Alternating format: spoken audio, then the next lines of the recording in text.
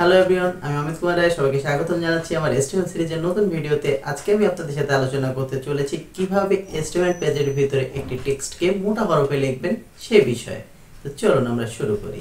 একটি এসটিএমএল পেজের ভিতরে কোনো টেক্সটকে যদি আপনি মোটা হরফে দেখাতে চান, সেক্ষেত্রে আপনারা দুটি ট্যাগ ইউজ করতে পারেন, একটি বি ট্যাগ, অন্যটি strong tag.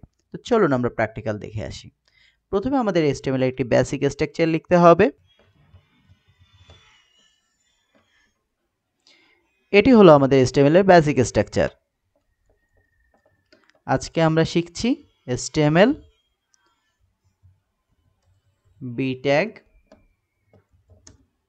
and strong tag। তো আমরা প্রথমে একটি ডামি টেক্সট কপি করে নিয়ে আসি আমাদের HTML পেজের ভিতরে। তো এখানে আমরা একটি প্যারাগ্রাফ ট্যাগ নিলাম। এখানে আমরা আমাদের ডামি টেক্সটকে কপি করলাম। এখন আমি এই অংশটুকুকে বি ট্যাগ দিয়ে বোল্ড করব। চলুন দেখি। দেখুন আমাদের টোটাল টেক্সটের ভিতরে এই অংশটুকু মোটা হরফে দেখাচ্ছে এবং আরেকটি টেক্সট, ধরুন আমি এটিকে স্ট্রং দিয়ে মোটা হরফে লিখব। তো সেক্ষেত্রে দেখুন এটি আমাদের মোটা হরফে চলে আসছে।